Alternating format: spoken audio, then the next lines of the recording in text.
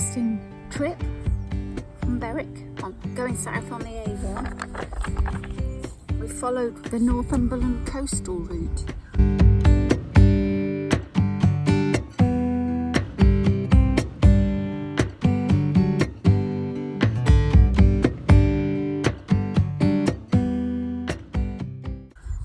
Which takes you through Bamborough. Beautiful, very busy.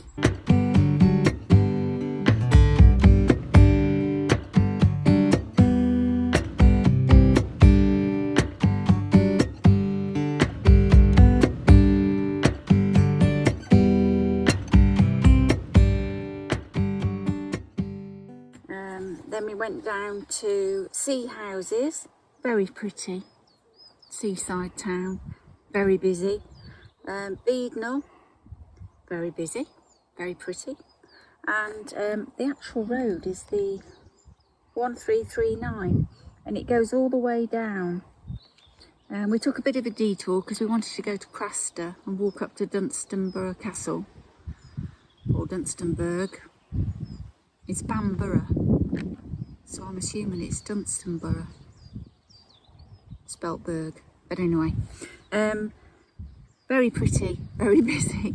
In fact, the overflow car park was full, and quite frankly, we just didn't want to fight our way around everybody, just to walk around there. So we took the rest of the coastal route back onto the A1068 just south of Alnwick, and we followed that down. It's a really pretty route actually.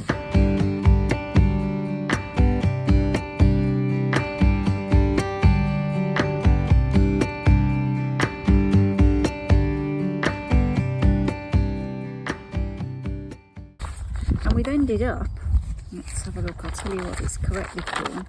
I think you pronounce it Warkworth, where there's a lovely castle which we took the girls around when they were very small. And we turned off just before to Burling, which prompted us to think of Burling Gap, which I think is in Sussex. It's not that Burling. And if you look at the view, we're overlooking the seaside town of Amble. It's very peaceful, very quiet. There's a few cars parked in the car park, but we've come to the N1. And there was another camper van here earlier on, but she's gone now. She's been walking her dog. So it's just us and a picnic table and a lovely view over Coquette Island at the end of the River Coquette between Amble and Warkworth. And there's loads of people walking along the footpath at the bottom here, going through the sand dunes onto the beach. So it's lovely. The sun's out and we're going to have a picnic. So hopefully it'll be peaceful and quiet, not quite where we thought we'd end up. I thought we'd be sitting at Dunstanburgh Castle, but we're not. But that's not the end of the world. We've got a few more miles to go. We're going to a little place called Nunnykirk, which is south of Rothbury, which is slightly inland, the other side of the A1. It's probably about 10-15 miles away, that's all. So we'll have our lunch here and enjoy the view a bit. We might potter down on our bikes or not, see how the mood takes us, and then we'll carry on and camp up at Nunnykirk for 4 nights or maybe longer, because there's quite a lot of things to see. Depends how long it takes us to do what we want to do, really. I think that's it really, apart from we're hoping to go to Cragside, the first private house in the country to have electricity, wasn't it, with its own generator? Yeah, water powered. Water powered, yeah. And then there's a place called Belsey Hall, which belongs to the English Heritage, one of my favourite places. I haven't been for 30 years probably, and that's just down the road, so I'd like to go there. And another one is Brinkburn Priory, which again is a lovely quiet location on the river, which is another place we'd like to go back to. So there's quite a few things we want to see actually, so we'll see what the site's like. So we might stay a few more nights before we return back down to Yorkshire and Bolton Abbey again. I think that's it for now. Bye.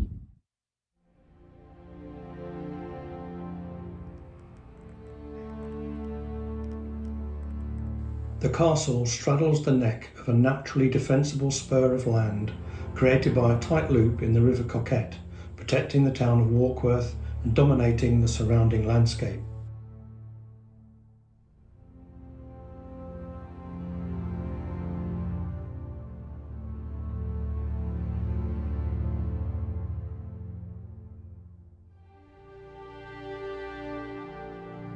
The castle was probably laid out in its present form by Robert Fitzroger in about 1200 and was developed by its subsequent owners, the Percy family, the Earls and later Dukes of Northumberland.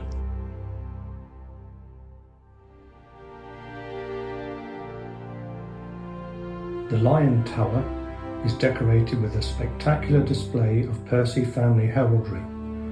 It was the medieval entrance to the Great Hall in the Castle Bailey and was built in about 1480.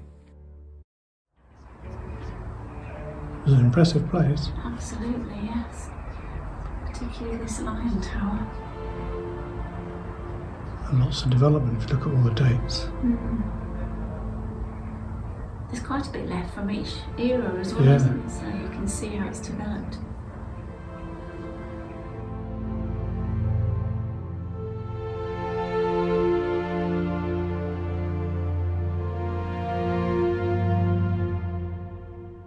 Percy family.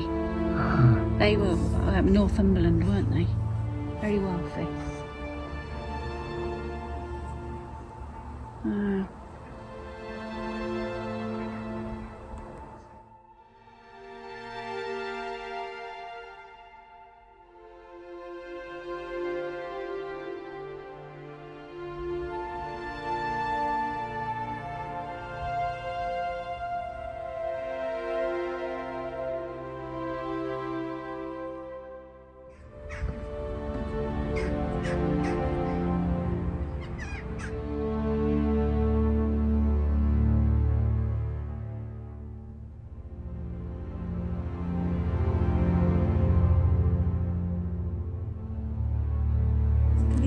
Church. And there's the passage outside. This is the crypt.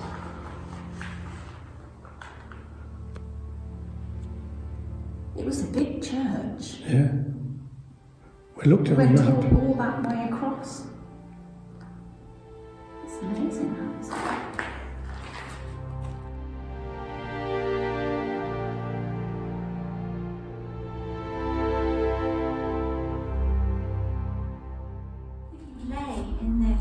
In this opening with your crossbow, and that's why it was in the shape of a cross. It's a light here with your crossbow, so you could shoot in that gap. 1, 2, 3, 4, 5. So you're covering nearly every angle, aren't you? You're protected because it's narrower at that end.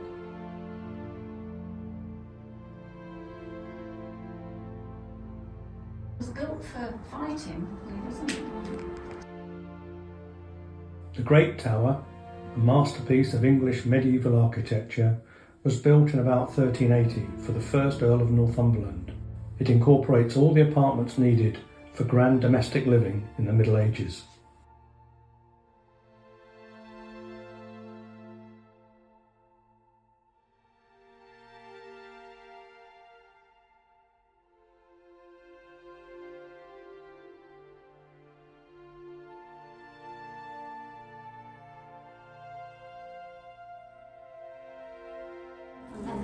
Go to rack and ruin because they didn't need them anymore.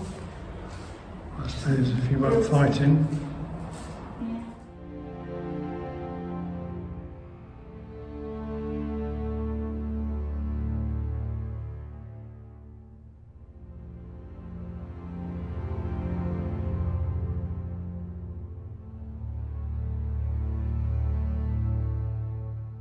That makes sense, doesn't it? There's a postern. What? So these are the store cupboards. That's the door to the outside, so they brought the goods in. And then there's the larder goods for, so they would have counted everything and looked at it and make sure it's all stored it well.